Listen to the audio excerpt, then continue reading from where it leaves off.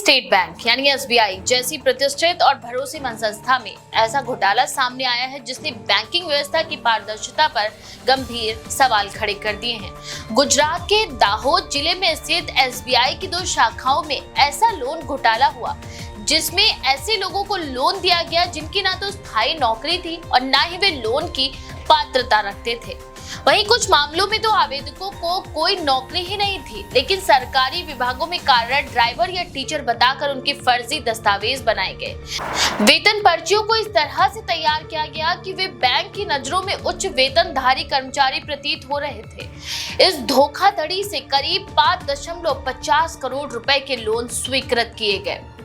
इस पूरे मामले का भंडाफोड़ तब हुआ जब बैंक की आंतरिक ऑडिट टीम ने दाहोद शाखाओं में लोन प्रक्रिया की जांच की। रिपोर्ट में ये सामने आया कि कई लोन बिना सही दस्तावेज सत्यापन के दिए गए हैं। खासतौर से कुछ ऐसे लोन स्वीकृत हुए हैं जिनमें प्रस्तुत दस्तावेजों में गड़बड़ियां थी और जिनकी पृष्ठभूमि जांचने पर सामने आया कि वे जाली हैं। इस रिपोर्ट के आधार पर वर्तमान ब्रांच मैनेजर ने पुलिस में शिकायत दर्ज कराई।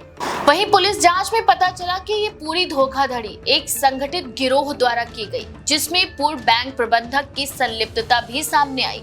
आरोप है कि ये गिरोह कम वेतन वाले या बेरोजगार लोगों को लक्षित करता था और उनके नाम पर फर्जी नौकरी संबंधी दस्तावेज जैसे कि रेलवे कर्मचारी, सरकारी ड्राइवर या शिक्षकों की नियुक्ति पत्र और वेतन पर्चियां तैयार करता था।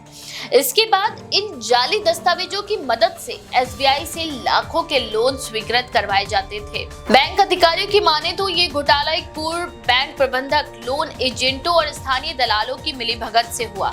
इस पूरे गिरोह ने न केवल बैंक के सिस्टम को धोखा दिया, बल्कि सरकारी नौकरी की झूठी तस्वीर भी पेश कर जनता के बीच एक भ्रामक संदेश फैलाया। दाहोद की दोनों शाखाओं से कुल मिलाकर करीब 5.50 करोड़ रुपए के 70 से अधिक संदिग्ध लोन जारी किए गए थे। इनमें से अधिकांश की वसूली पर भी खतरा मंडरा रहा है, क्योंकि अधिकांश लाभार्थी वित्तीय रूप से सक्षम ही नहीं पाए गए। पुलिस ने इस घोटाले के मामले में कार्रवाई करते हुए पूर्व बैंक प्रबंधक समेत 18 लोगों को गिरफ्तार किया है। इनमें लोन दलाल, दस्तावेज बनाने वाले फर्जी लाभार्थी और एजेंट शामिल हैं। गिरफ्तारी के बाद आरोपियों से पूछताछ की जा रही है और पुलिस को आशंका है कि इस घोटाले की जड़ें और भी गहरी हो सकती हैं। ये जांच इस दिशा में आगे बढ़ रही है कि क्या ये घोटाला सिर्फ दाहोद तक सीमित है या इसके तार अन्य शाखाओं से भी जुड़े हुए हैं। घोटाले के खुलासे के बाद भारतीय स्टेट बैंक ने आंतरिक अनुशासनात्मक कार्यवाही शुरू कर दी है। बैंक के वरिष्ठ अधिकारियों ने कहा है कि वे इस तरह की घटनाओं को रोकने के लिए ऑडिट प्रणाली को और कठोर बनाएंगे। साथ ही दस्तावेज सत्यापन की प्रक्रिया को डिजिटली अधिक सुरक्षित और पारदर्शी बनाया जाएगा, ताकि भविष्य में इस तरह की धोखाधड़ी की कोई संभावना न रहे। इस प्रकरण ने बैंकिंग सेक्टर में चल रही लोन स्वीकृति प्रक्रिया को लेकर भी गंभीर बहस छेड़ती है।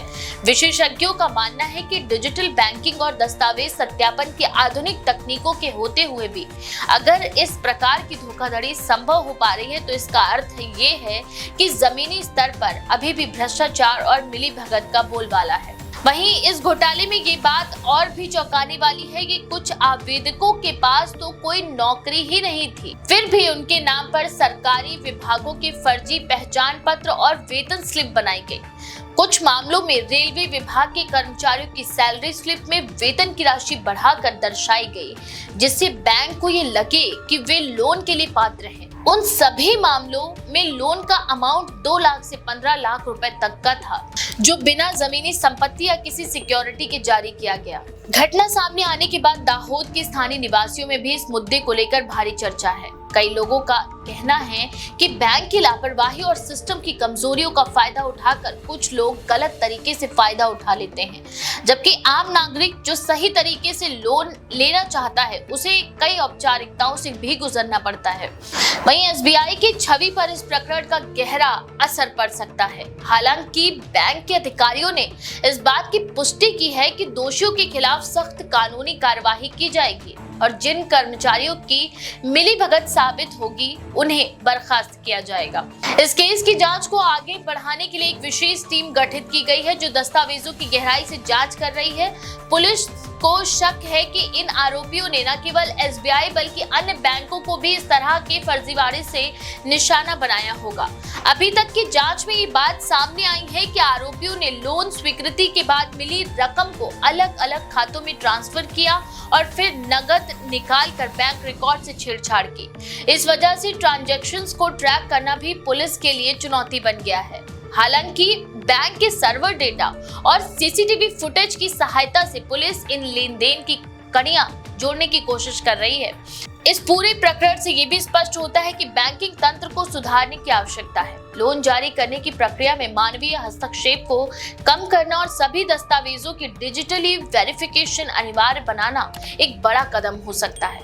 एक्सपर्ट्स का कहना है कि बायोमेट्रिक पहचान, आधार लिंकिंग और सरकारी ई वेरिफिकेशन टूल्स के व्यापक प्रयोग से ऐसे घोटालों पर रोक लगाई जा सकती है। इसी बीच गुजरात पुलिस ने बताया कि आने वाले दिनों में और गिरफ्तारियां संभव हैं, क्योंकि पूछताछ के दौरान नए नाम भी सामने आए हैं जो इस रैकेट में सक्रिय रूप से शामिल थे। साथ ही बैंक ने जिन ग्राहकों को लोन जारी किया था उनके दस्तावेजों की दोबारा समीक्षा शुरू कर दी गई है।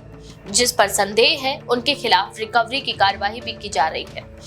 ये घोटाला केवल एक बैंक या एक शाखा की लापरवाही नहीं, बल्कि ये उस प्रणालीगत कमजोरी को दर्शाता है जहां एक संगठित समूह मिलकर देश की सबसे बड़ी बैंकिंग संस्था को लाखों रुपए का चूना लगा सकता है। आने वाले समय में ये देखना महत्वपूर्ण होगा कि ऐसे मामलों में कितनी सख्ती से कानून अपना काम करता है और क्या दोषियों को ऐसी सजा मिलती है जिससे ये एक नजीर बन सके।